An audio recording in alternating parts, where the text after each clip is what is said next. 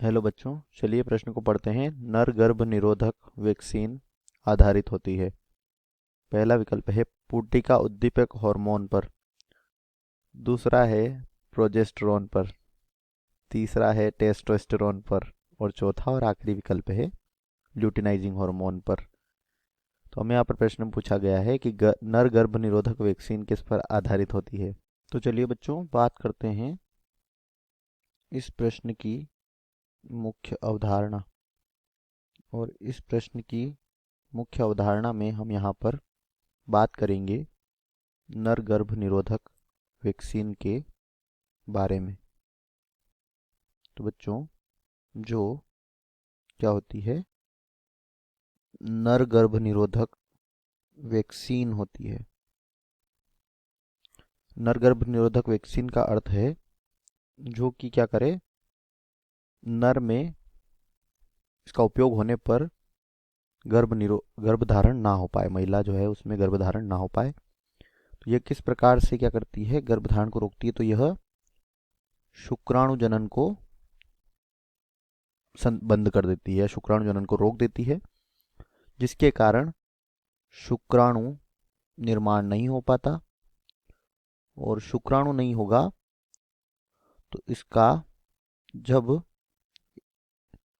निषेच क्या होगा, शुक्राणु नहीं होगा तो अंडाणु से यह संलयित नहीं होगा, और अंडाणु संलयित नहीं होगा तो निषेचन की क्रिया भी नहीं होगी, और निषेचन नहीं होगा तो भ्रूण नहीं बनेगा, और भ्रूण नहीं बनेगा तो इससे गर्भधारण भी नहीं होगा। और इस प्रकार से यह गर्भ निरोधक का कार्य करती है।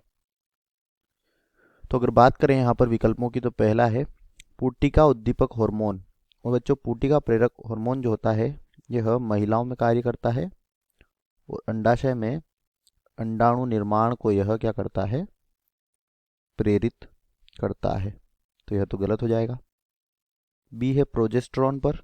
यह क्या करता है कि मासिक चक्र के दौरान जो गर्भाशय की दीवार की जो कोशिकाएं टूट जाती है उनकी क्या करता है, मरम्मत में, यह मरम्मत के लिए उत्तरदायी होता है। इसके बाद सी है टेस्टोस्टेरोन। तो बच्चों, जो टेस्टोस्टेरोन होता है यह शुक्राणु निर्माण के लिए उत्तरदायी होता है। और जो गर्भ निरोधक वैक्सीन होती है क्या करती है, टेस्टोस्टेरोन के स्तर को कम कर देती है, जिसके कारण शुक्राणु जनन की जो क्रिया होती है यह नहीं हो पाती है, धीमी हो जाती है, और जिसके कारण शुक्राणु का उत्पादन नहीं होता है। और यह क्या करती है, गर्भ निरोधक का कार्य करती है। तो यहाँ पर सी हमारे प्रश्न का उत्तर हो जाएगा।